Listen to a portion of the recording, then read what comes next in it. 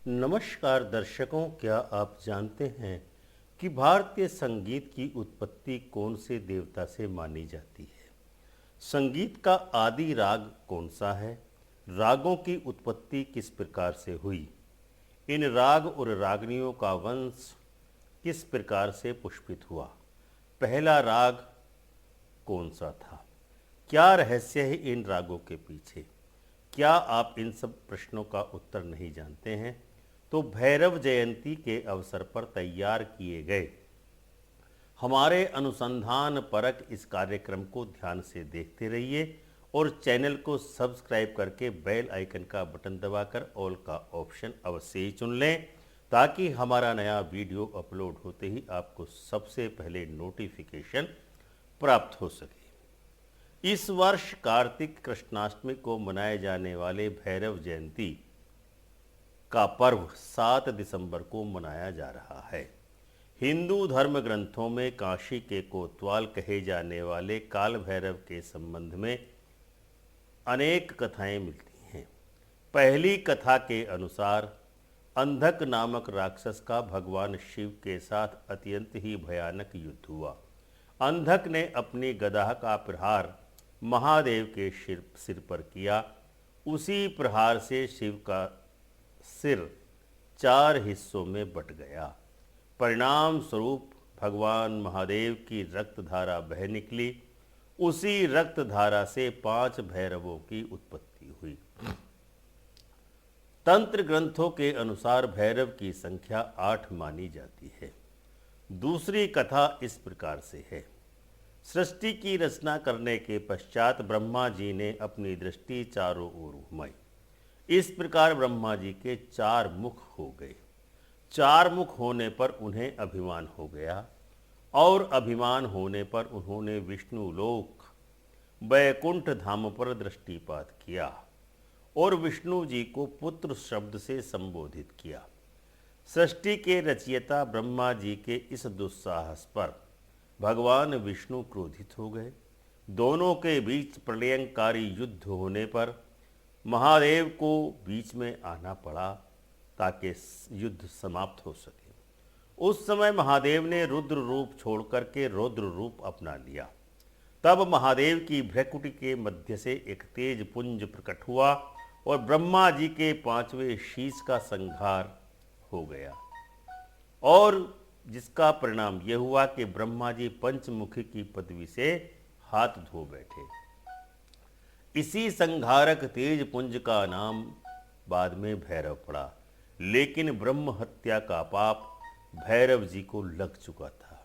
अतः भैरव जी ब्रह्म हत्या के पाप का प्रायश्चित करने के लिए महादेव के आदेश पर महादेव के त्रिशूल पर स्थित काशी आ गए, जहाँ पर उनको ब्रह्म हत्या के पाप से मुक्ति तभी मिल सकी जब उन्होंने घोर तपस्या की। इस घोर तपस्या में माँ गंगा अर्थात भागीरथी की लहरों का कलकल करते हुए नाद ने भैरव जी को गायन और वादन तथा नृत्य का बोध कराया।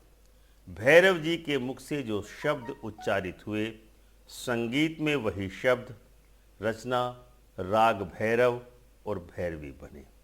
राग भैरव से प्रेम है और राग भैरव सुनने के बाद भगवान शिव अत्यंत ही प्रसन्न होते हैं।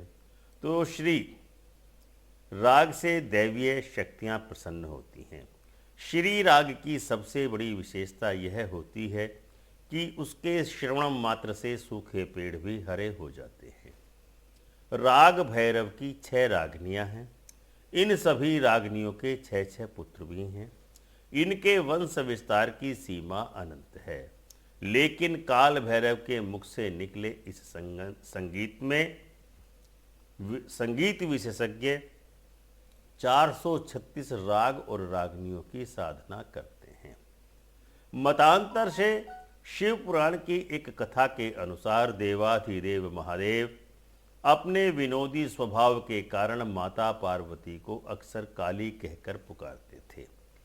काली कहने से दुखी होकर के माता पार्वती आदि पर्वत शिखर विंध्य पर साधना करने चली गई। वहां पर साधनारत माता पार्वती की सुरक्षा करने हेतु भगवान महादेव ने 8 भैरव और 5 भैरवी उनकी सुरक्षा के लिए भेज दिए। इनमें 8 भैरवों के नाम इस प्रकार हैं: महाभैरव, संघार भैरव, असितांग भैरव, रुद्र भैरव, काल भैरव, क्रोध भैरव, ताम्रचूड़ भैरव और चंद्रचूड़ भैरव हैं।